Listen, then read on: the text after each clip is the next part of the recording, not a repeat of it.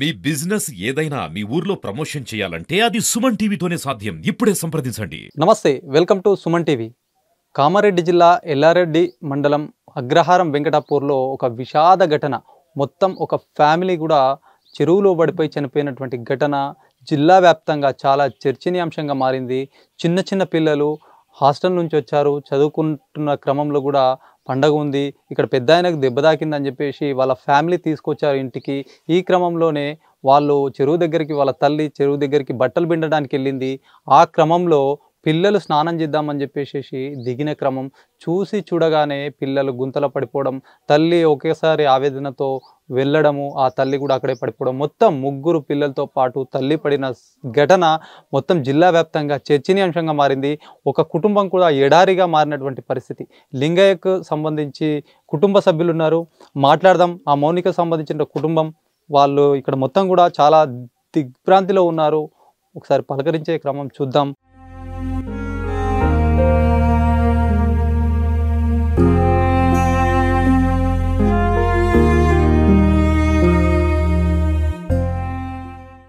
లింగయ్య, మౌనిక వీళ్ళు ఆ పిల్లలకు సంబంధించిన తల్లిదండ్రులు. అయితే లింగయ్యకు ఇప్పుడు ఎవరైతే మౌనిక ఉందో ఈమె మూడో భార్యగా చెప్పొచ్చు. ఫ్యామిలీ ఉన్నారు, మాట్లాడదాం ఎంత ఆవేదనలో ఉన్నారో. ఒకసారి లింగయ్యకు సంబంధించినటువంటి అక్క ఉంది, మాట్లాడదాం. అమ్మ చెప్పండి, ఏందమ్మా ఇప్పుడు మొత్తం చాలా మీ కుటుంబం మొత్తం కూడా చెరువులో పడిపోవడం, పండగ రోజు ఈ విషాద ఘటన జరగడం మొత్తం కూడా జిల్లా వ్యాప్తంగా అయితే మొత్తం బాధాకరమైనటువంటి విషయం. ఎట్లా జరిగిందమ్మా అసలు ఈ విషయం? అంటే సార్, నాన్నకి దెబ్బ తగిలిందని హాస్టల్కి నుంచి 2 రోజులు లీవ్ అడిగి మేడం దగ్గరికి నుంచి తీసుకొచ్చేసిన. నేను తీసుకొచ్చినాక ఒక 1 డేనే ఉన్నారు ఇక్కడ. నెక్స్ట్ డే వాళ్ళ మమ్మీతోటి చెర్లకు పోయారండి సార్. పోయిన సంగతి ఎవరికి తెలియదు, బాగానే ఉన్నారని అనుకున్నాము. పొద్దున్నే లేచి 7కి అట్లా ఫోన్ చేసి, నాకు 7 గంటలకు ఫోన్ చేసి, అత్తమ్మ నువ్వు రావా, పండగ ఉంది కదా అంటే, వస్తలేమ్మా నాకు హెల్త్ బాగాలేదు కదా, తాతయ్య ఇట్లుండగా చూసుకుంటారని అంటే ఉన్నాడు. కానీ నాయన చిన్నోడైతే బాబు నాన్న నిడిచిపెట్టయితే ఎక్కడికి పోడు. కానీ ఆ రోజు ఎలా వెళ్ళిండో తెలీదు. అయితే తీసుకొని 3 పిల్లల్ని తీసుకొని మీ చెరువుకి వెళ్ళిపోయింది. అట బట్టలు పిండడానికి పిండడానికి అక్కడ బట్టలు ఉన్నాయి, బట్టలు నానబెట్టిన ట్రబ్బు ఉంది, అన్నీ ఉన్నాయి. 2 పిల్లలు బట్టలు ఇప్పేసి నీళ్ళలో స్నానం చేసిన. పెద్ద పాప అయితే బట్టలు ఇప్పలేదు. వీళ్ళు 3 నీళ్ళల్లో ఉన్నారు. పెద్ద పాప అయితే బట్టలతోని పడింది దాంట్లో. అంటే పడిందంటే మనకు తెలీదు, కానీ అట్లా కనిపించారు తెల్లారి.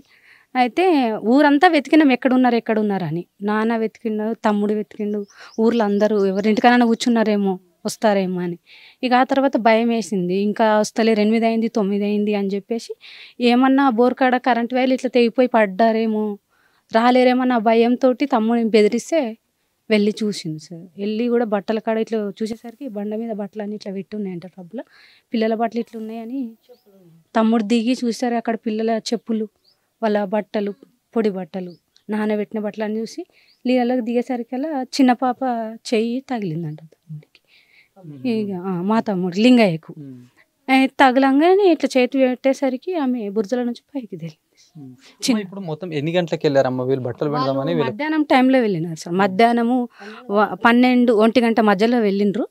ఇంకా ఎవరు చూడలేరు వాళ్ళని. అక్కడ ఎవరైనా చూసిన వాళ్ళు ఉంటే కాపాడేవాళ్ళు, కానీ ఇంకా అక్కడ ఎవరు వెళ్ళలేదు. అది లోతు చెరువు, ఇట్లా గుంతలు తీసిరు, పొక్కలు తీసి జేసీబీ తోటి. ఆ జేసీబీ పొక్కలు వీళ్ళకి తెలియలేవు సార్. తెలియక 4 చనిపోయినారు. ఇంకా అక్కడ నుంచి వెతుక్కొని వచ్చేసి 3 పిల్లలు నైట్ దొరికిండ్రు. పెద్ద ఆమె వాళ్ళ అమ్మ నైట్ దొరికింది, 2 పిల్లలు దొరికిరు చిన్నోళ్ళు. పెద్ద ఆమెనేమో తెల్లారి దొరికింది. ఎన్ని గంటల ప్రాంతంలో మీరు వెళ్ళారమ్మా? ఇక్కడ ఇంకా కనిపించట్లేదు, ఇంకా రావట్లేదు అని చెప్పేసి ఒక బాధలో వెళ్ళారు. నాన్నేమో ఇక్కడ పెద్ద మనుషుల దగ్గర కూర్చొని ఉంటాడు కదా, అక్కడక్కడ వీళ్ళు ఇళ్ళల్లో పని చేసుకుంటారని అనుకుని నాన్న పెద్ద మనుషుల దగ్గర కూర్చొని ఉన్నాడు. తమ్ముడేమో అమ్మాల పనికి వెళ్ళిండు. అమ్మాల పనికి వెళ్ళి వచ్చి నాకు 7 గంటలకు ఫోన్ చేసిండు. ఎక్క పిల్లల్ని దగ్గరికి ఏమన్నా వచ్చిరంటే, నా దగ్గరికి ఎందుకు వస్తారో, తెల్లారితే పండుగ ఉంది అలా అమాస, ఎక్కడికి వెళ్ళొద్దని కూడా చెప్పినా నేను. ఎందుకు వస్తారా అనేసి అంటే, ఇంట్లో లేరు, నాయన అడిగితే లేరు అంటున్నారు. అంటే లేరు అన్నప్పుడు కూర్చొని లెంకాలే కదా వేరే వాళ్ళ ఇంట్లో అని చెప్పిన నేను. ఇక పోయిండు తమ్ముడు, ఇదంతా లెంకేసి బోర్కాడికి వెళ్ళి వాళ్ళ పెద్దమ్మ వాళ్ళు ఇక్కడ పక్కనే ఊరు ఉంటుంది బిక్కనూరు, అక్కడికి వెళ్ళి వెతికేసి ఇంకెక్కడ లేరు అనేసరికల్లా నేను ఇంకా మళ్ళీ చెరువుది ఇక్కడ వెళ్ళురా, ఆడ కూడా పొలం ఉంది కదా, ఏమన్నా పిల్లలు పోయిరేమో తెలీదు అని అంటే, మేము అట్లా అనుకోలేదు. కానీ వాళ్ళ అమ్మ వాళ్ళ ఇంటికి ఏమైనా ఏడిపిద్దామని తీసుకొని వెళ్ళిందేమో పిల్లల్ని అని చెప్పేసి అనుకున్నా. కానీ అట్లా జరగలేకపోయింది సార్. మీరు ఇప్పుడు మేనత్త అవుతారమ్మా పిల్లలకి? మేనత్త నడిపాము. మేము 3 అక్క చెల్లెళ్ళము. మా అక్క చనిపోయింది, మా అమ్మ ఇంకా వీళ్ళు ఎంబడెంబడి చనిపోతూ ఉన్నారు. ఇప్పుడు వాళ్ళ ముగ్గురు పిల్లల తల్లి కూడా చనిపోయి 4 years అవుతుంది. ఈమెన్ చేసి కరెక్ట్గా నిన్నటికి 1 year అయింది సార్. ఈ 1 year లోపల చాలా ఇబ్బంది పెట్టింది మమ్మల్ని. అయినా సరే ఒక ఆడపిల్ల ఇంటి ముందట ఉండాలని మేము అనుకున్నాం. మా ఊరోళ్ళు అందరూ వద్దు, ఆమెకు ఒక పాప ఉండే సార్. ఆ పాప ఇక్కడికి వచ్చినాక 3 monthsకే తను బాగా కొట్టి చేసి అన్నం తినబెట్టకపోయేది ఇక్కడని. అవన్నీ వీడియోస్ ఉన్నాయి. అందరూ వెళ్ళగొట్టురి వద్దు అన్నా కానీ నేనే బలవంతం చేసిన సార్. ఇంటికాడ ఉండని, ఎంత చెడ్డదైనా ఆడ ఉండాలి కదా అన్నట్టుగా ఉంచిన. మళ్ళీ మొన్న జనవరికి వెళ్ళిపోయింది. ఇప్పుడు మన ఇంటికి వచ్చి తన 10 days అయింది, 10 రోజులు అయింది వచ్చి. ఆ 10 రోజులలో కూడా నాతో మంచిగానే మాట్లాడింది. ఉంటావా అంటే ఉంటానది. ఇక్కడ మన ఊర్లో అందరితోటి కూడా నేను మాట్లాడ్డా. ఎందుకంటే ఎందుకు రానిచ్చినావు, ఈమె 2 నెలలు వెళ్ళింది, మళ్ళీ ఇప్పుడు వచ్చింది, ఏం చేస్తుందో అని అన్నారు. చేపించుకోదన్నా కానీ కూడా ఎందుకు ఉండనులే, అందరూ వచ్చి మన ఇంట్లో సంసారం దిద్దరు కదా, పిల్లలు ఇంత పెద్దగా అవుతున్నారు, హాస్టల్లో ఎన్ని రోజులంటా ఉంచుతాము, నాన్న చాదన అవుతలేదు, వాడు ఎన్ని రోజులంటే వండుకొని తింటాడు. ఊర్లోకి వెళ్తే ఒక మాట అంటారు కదా సార్, కానీ ఇట్లా వేసేదని తెలియ నాన్నతోటి తమ్ముడితోటి అన్నదంట, నన్ను ఉగాది రోజు పెళ్లి చేసుకున్నావు, ఉగాది కల్లా నేను మళ్ళీ ఏదో ఒకటి చేసే పోతాను అన్నదంట. కానీ నాతో చెప్పారుగా, నేను అనుకున్నాయన్నీ చెయ్యరు కదా, అట్లా అనుకున్నా. కానీ ఇంత కరెక్ట్గా చేసేదని అనుకోలేదు. వాళ్ళు అంత కరెక్ట్గా వెళ్ళి నలుగురికి చనిపోయినారంటే కూడా నమ్మలేకపోతున్నారు. చూడండి, మొత్తానికి లింగయ్యకు 4 సంవత్సరాల క్రితం పెళ్ళయింది. ఆ పెళ్ళైనప్పుడు మొదటి భార్యకు 3 సంతానం, అక్షర, వినయ్, మైథిలి. వీళ్ళు ముగ్గురు కూడా లింగయ్యకు మొదటి భార్యకు పుట్టినటువంటి పిల్లలు. ఈ క్రమంలో ఆమె చనిపోవడంతో కూడా రెండో పెళ్లి చేసుకున్నారు. రెండో పెళ్లి అవిటిగా ఉన్నటువంటి పరిస్థితి. ఆమె కూడా ఇక్కడ నుంచి వెళ్ళిపోయిన క్రమం. మొత్తానికి 3వ భార్యగా ఈ మౌనికని చేసుకున్నారు. ఈ 3వ భార్యగా మౌనిక వచ్చిన దాదాపు 1 year కంప్లీట్ అయిందంట. ఈ 1 yearలోనే మరి చాలా మధ్యలో అయితే కొద్దిగా అవస్థలు పడినటువంటి విషయంగా చెప్తున్నారు కుటుంబ సభ్యులు. 1 సంవత్సరంలో కూడా మొత్తం కుటుంబం సైతం కూడా నీట మునిగినటువంటి పరిస్థితి. చాలా ఇబ్బందులు పడుతున్నారు, చాలా ఆవేదనలో ఉన్నారు కుటుంబ సభ్యులు. ఒకసారి లింగయ్యతో మాట్లాడదాం. లింగయ్య, చెప్పండి, ఎట్లా జరిగింది ఈ సంఘటన? మీరు ఎప్పుడు చూశారు? మీ భార్య పిల్లలతో తీసుకుపోయేటప్పుడు మీరు ఎక్కడున్నారు? నేను అమలుకి వెళ్ళిన సార్. నేను అమలుకి వెళ్ళిన 7 గంటల లోపు నేను వచ్చినాక ఇంటికాడ ఎవరు లేరు. స్నానం చేసుకున్నా కానీ నాన్న పిల్లలేరి ఏమేది అంటే కల్లా 7 గిన్నెలు ఆనే ఉన్నాయి, అన్నం తిన్నాయి. నేను అమలుకించి వచ్చినాక మళ్ళీ ఊళ్ళో అంతటా పిలిచిన, ఎవరు టీవీ కాడనన్నా, టీవీ ఖరాబ్ అయ్యింటే ఎవరు టీవీ కాడనన్నా కూర్చురేమని నేను ఇట్లా లింకిన. మరి వాళ్ళ పెద్దమ్మ దగ్గరికి పోయినా, బిక్కనూరు పోయి ఆడుకోతే రాలేదన్నారు. ఇప్పుడు ఈ మౌనిక మీ భార్య వాళ్ళది ఏ ఊరు అసలు? షెట్పల్లి. బొల్లారం నుంచి వాళ్ళ అమ్మగారు ఎత్తిచ్చిర్రు అన్నట్టు ఇక్కడికి. వాళ్ళ పెద్దమ్మ వాళ్ళు ఎక్కడ ఉంటారు? బిక్కనూరులో. అక్కడికి ఏమన్నా వెళ్ళిరేమో నన్ను భయపెట్టడానికి అంటే అక్కడికి కూడా పోయి చూస్తే నా దగ్గరికి రాలేదని వాళ్ళు సమాధానం చెప్పారు. సమాధానం చెప్పేసరికి నేను ఎల్లారెడ్డికి వెళ్ళిన. కొన్ని రోజులు మిరపకాయ తొడిమెలు తీయనీకి పోయింది. అక్కడ పోయి కూడా అడిగిన, ఎట్లా అంటే లేడీస్ అందరు వెళ్ళిపోయారు అంటే మళ్ళీ రిటర్న్ ఆమె కళ్ళు తాగుతుంది. అయితే కళ్ళు దుకాణంలోకి పోయి లింకిన, అక్కడ కూడా లేదు. పిల్లలు అయితే మరి ఆమె అడ్డం పడితే పిల్లలు ఆగమవుతారు అని అక్కడ పోయి కూడా చూసి మరి రిటర్న్ వచ్చి అంతటా వెతికి ఒకవేళ పొద్దున బోర్కాడికి పోయిర్రు కదా, అక్కడికి సమాధానం ఏమన్నా దొరుకుతుందా అని పైపు దించిరేసి రమ్మన్నా. నేను పనికి వెళ్ళిపోయేటప్పుడు పైపు ఎత్తాను ఒకటి, ఆడ పెట్టేసి ఇంటికి రా అని చెప్పిన. అయితే నేను పనికి వెళ్ళిపోయాను. అంటే పొలమా? పైప్ అంటే పొలం కాడికి వెళ్ళి పొలంలో పైపు అక్కడ ఆడ పెట్టేసిర్రు. ఆయన బట్టలు తీసుకొని వీళ్ళు చెరువుకి వెళ్ళారు. చూసిర్రు, ఇంటికి వచ్చేసి ఎవరు చూడలేదు. నేను పని చేసుకొని వచ్చినాక స్నానం చేసి ఇవన్నీ కథలు చూసేసరికి అయితే చెరువు అంతా తిరిగేసరికి అటు వెళ్ళినా ఇటు వెళ్ళినా కట్టపొట్టు అంతటా చూసేసరికి నా మోటార్ పెట్టిన జాగాలో పొద్దున పిల్లలు ఎల్లాడుండే, ఆ ఈడికాడికి ఉరుకులాడుండే. అయితే వాళ్ళ కాళ్ళ అడుగులు చూసిన. ఈ కాళ్ళ అడుగులు చూసేటకల్లా ఈడి కాడికి ఉన్నాయి ముగ్గురి. ఇక్కడ పొలం దగ్గరనే ఉన్నా పొలంలో చెరువాంచు పంటి లోయ కద్ది ఆ అంచు పట్టుకొని లెంకుట పోయినా. లెంకుట పోయినాక ఆడికి పోయేసరికి వెనకకు మరి చూసిన. ఆడ ఎదురుగా చూసేటకల్లా బస్తున్నది సార్. బస్తున్నది అంటే అక్కల సడన్గా కాలువ దుంకి బస్తకాడికి పోయినా. బస్తకాడికి పోయేసరికి నా బట్టలు ఉన్నాయి, వాళ్ళ బట్టలు ఉన్నాయి, పిల్లల బట్టలు ఉన్నాయి, అందరి బట్టలు అందులో ఉన్నాయి. కొన్ని బట్టలు పిండిటికి నానబెట్టి చెరువు కట్ట మీద పెట్టారు.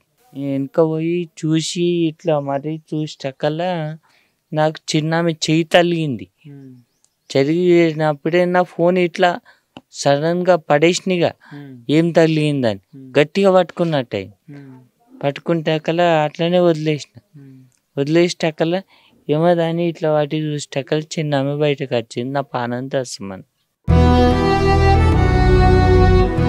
నాన్న చనిపోయింది అని అరుస్తున్నా కట్టపొంటి. మీ కుటుంబ సభ్యులందరూ కూడా చెరువు కాడికి పోయి వెతుకుతున్నారా? నేను ఫస్ట్ నొక్కునే పోయినా. అది ఎట్లా అంటే నాకు గుర్తు ఎట్లా వచ్చిందంటే ఆడ చెప్పులు ఇచ్చింది నా చిన్న బిడ్డ. ఆడ గట్టి మీద ఇట్లా చెప్పులు పెట్టింది. చెప్పులు పెట్టాకలా ఇవి నా బిడ్డే చెప్పులు అనుకొని ఇంకా కొద్దిగా ముందుకు పోయేటరికి చిన్న అడుగులు కనబడుతుంది. అబ్బాయి ఇటే పోయిరు అనుకొని ఇక సడన్గా ఉరికినాయి. ఇక పిండితే యువతలకి విండొచ్చు, డైలీ ఇంటికాడనే విండేసేది. ఆ రోజు మాత్రమే చెల్లరకెళ్ళి ఇలా అయిపోయింది. ఒక్కరోజు కూడా చెల్లరకెళ్ళలేదు. ఇది చూడొచ్చు. మొత్తానికి పండగ రోజు మరి మొత్తానికైతే ఇప్పటివరకు ఎప్పుడు కూడా చెరువులోకి పోయి బట్టలు విండేది కాదట. మరి ఆ రోజు ఉగాది రోజు బట్టలు పిండాలనిపించిందో ఏమో కానీ మొత్తానికి అక్కడ పోవడము, ఆ పోయిన క్షణం కూడా ఎవరు కూడా లేకపోయిండే ఇంట్లో. వాళ్ళు బయట నుంచి పనిలో నుంచి వచ్చి చూసేసరికంటే పిల్లలు ఎవరు కనిపించట్లేదు, అక్కడ వాళ్ళ భార్య కనబడట్లేదు అని చెప్పేసి వాళ్ళ బంధువుల దగ్గరికి వెళ్ళి చూసారట. అక్కడ కనిపించకపోయేసరికంటే పొలం వద్దకు ఒక పైపు కూడా ఇచ్చి అక్కడ పొలం దగ్గర పెట్టని చెప్పారట. ఆ క్రమంలో వెళ్ళిందేమో అని చెప్పేసి అక్కడ చూడడము, అక్కడ పిల్లల అడుగులు కనిపించడంతో కూడా ఈ పిల్లలు ఎక్కడైనా వెళ్ళారేమో అని చెప్పేసి చెరువు వద్దకు వెళ్ళడంతో అక్కడ బట్టలు కనిపించినటువంటి పరిస్థితి అట. అప్పుడే ఆయన ఒక భయం మొదలైంది. ఆ భయంతో మొత్తం అంతా కూడా వెతికే క్రమంలో కూడా అక్కడ చెరువులకు దిగి కొద్దిగా ఒక అడుగు వేసారో లేదో పాప చెయ్యి తన తండ్రికి తగలడంతో మొత్తం ఒకేసారి షాక్ అయిపోయాడు.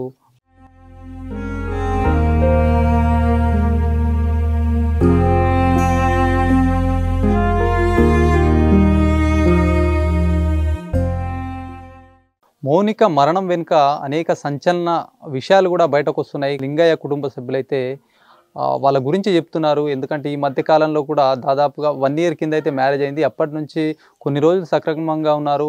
ఈ మధ్య కాలంలో వాళ్ళ ఇద్దరి మధ్యలో గొడవలు తలెత్తుతున్నాయి. కుటుంబంలో సరిగా ఉండడం లేదు. ఆమె పరిస్థితి కూడా కరెక్ట్గా కుటుంబ సభ్యులతో కలవకుండా ఉంటుంది అని చెప్పేసి చెప్తున్నారు.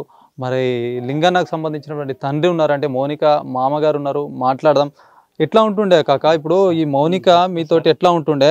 మరి ఈ పిల్లలతోటి మంచిగా ఉంటుండేనా? మరి ఇప్పుడు 3వ భార్య కదా, ఈ లింగన్నకు 3వ భార్య కదా. సారు ఒక 2 నెలలు 3 నెలలు మంచిగా ఉంది. ఇక వాడికి వెళ్ళి ఉండడం లేదు. పక్తు రోడ్డు పట్టుకొని ఎగపడాలి. రోడ్డు పట్టుకొని వెళ్తే పోవాలి, తండ్రి కొడుకులం తీసుకురావాలి. మమ్మీకి తీసుకురావాలి, ఉంచాలి. ఇక అట్లా 2 రోజులు కాగానే వెళ్ళాలి. వెళితే ఇట్లా పడి ఎగబడి కాలువలో పడ్డది. అంటే కాలువ బురద లేదు, పొదల పడితే నేను బండి వేసుకొని ఇట్లా పోయినా కొడుకు ఈడాకి వెళ్తా వచ్చాడు, నా మనమడు ఈడాకి వెళ్తా వచ్చాడు. ఒక్కళ్ళం వెళ్ళి ఆయన అటు దొరికించుకున్నాం. ఇక దొరికించుకుంటే పెద్ద కాలువలో పడ్డది, పొదలతో వచ్చింది. ఇక చుట్టుముట్టు తిరిగినాం. ఆయన మా కొడుకు దగ్గరికి పోయి నాయన ఉన్నది రాయ అన్నాడు. ఆయనతో నేను బండి ఆడ పెట్టినా వెళ్ళి ఆయనతో పట్టుకున్నాం. ఇక పట్టుకుంటే జరుగుతలేదు, మమ్మల్ని దుర్పాస్తుంది. ఇక ఆయనే ఇట్లా పొలాలకు బెదురు కడతారు చూడు, అది చీర తీసినాం. కాళ్ళు చేతులు గట్టి ఇక కట్టి ఆయన ఇంటికాడ ఇడిస పెట్టేస్తే అటు ఇడిస పెట్టి ఇంటికి మేము వచ్చి పండుకున్నాము. మర్రమా వెనకనే వచ్చేసింది. పండగ రోజు ఏం జరిగింది? పండుగ రోజు చెప్తానే సారు మంచిగా ఉన్నాం అందరం పిల్లలు వీళ్ళ అంతా మంచిగా ఉన్నాం. సున్నం వేసుకున్నారు మంచిగా ఉన్నారు. బట్టలు వింటుకు దిక్కనే మొత్తం బట్టలన్నీ ఇక్కడనే వింటుకు ఇటే ఎండేసుకొని అనుకున్నాం మంచిగానే ఉన్నది. ఉంటే నేనేమన్నా అమ్మ పిల్లలు తీసుకొని ఇంటికాడ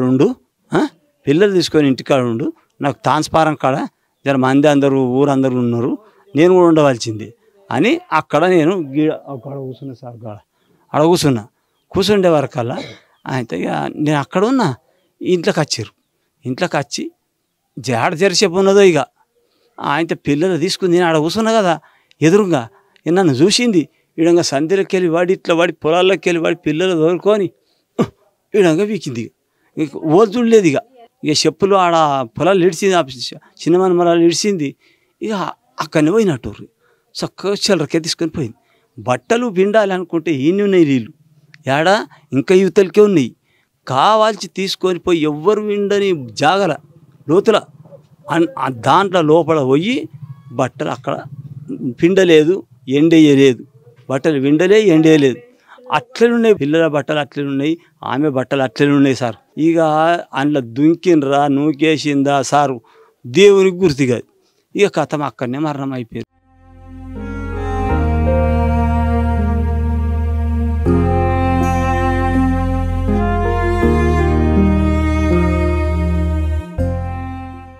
చిన్నతనాన్నే పెళ్ళి అయింది. 18 సంవత్సరాలకే పెళ్ళి అయింది సారు బాబుది. మేము కల్లంపేటకెళ్ళి చేసినాం పిల్లని. ఆమెకు 3 పుట్టిరు పిల్లలు. ఒక మగ పిల్లగాడు ఒక ఆడపిల్ల. పుడితే వాళ్ళను పుట్టినాక తల్లి చనిపోతే ఆ చిన్న పిల్లలను పెద్దగా చేసిర్రు అయ్యా కొడుకులు. ఇప్పుడు ఈ సంవత్సరం కొలు ఎవరు చేస్తారు ఈ ఊడ్చుడు చేసుడు అని ఇక అనాథలు అయిపోతారు. ఇంటి ముంగట వాడి మనిషి లేదు ఎట్లా అని ఒక అమ్మాయిని చేస్తే ఆమె మొత్తం కుటుంబం మొత్తం బీకేసి అనాథలను చేసిపోయింది సార్.